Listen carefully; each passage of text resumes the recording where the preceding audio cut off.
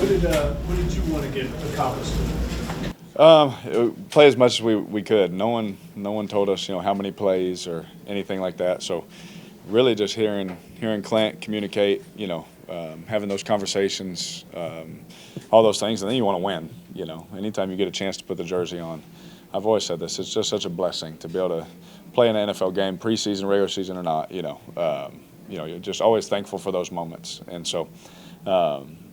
Being able to go out there and play, and then they're like, you guys are done. It's like right as you're getting, you get so excited, and then all of a sudden it's over, in 10 minutes. And that's tough about the preseason. But, I thought communication-wise, all those kind of things, there'll be things to correct and all that. But it was just nice to, it's a new voice, hearing that, new for our guys, all those kind of things. So it was good to finally get to do that in a live situation.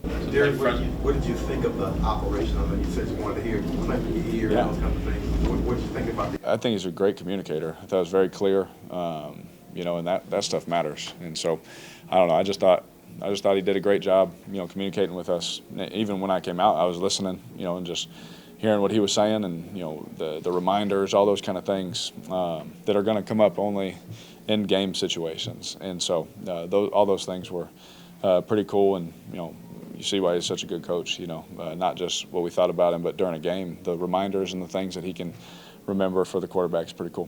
What's the difference between having your offensive coordinator on the sideline where you kind of go up to him and talk to him versus having him over the press box where you kind of have to communicate in different ways? Does that change kind of your approach in terms of how you make those changes?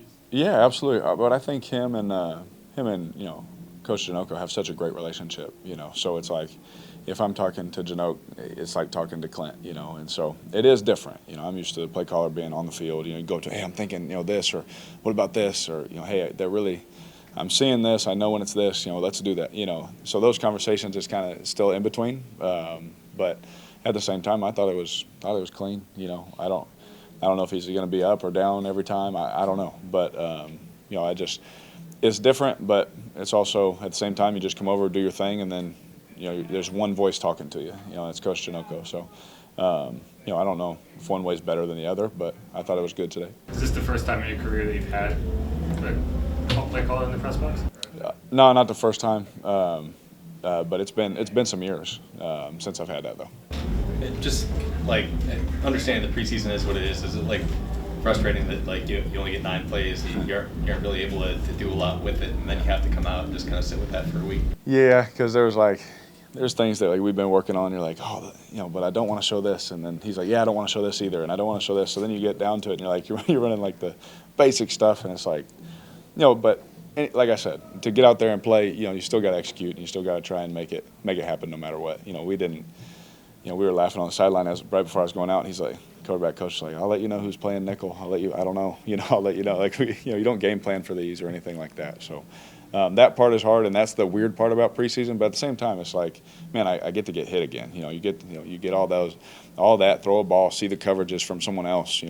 Try and use the keys and things that you use against somebody else. So that stuff is positive. But when it comes to, man, of course we want to go down there and score, and everyone feels good, and you come off and root for the young guys. But at the same time, you understand what it is. I thought they did awesome. Yeah, there's going to be.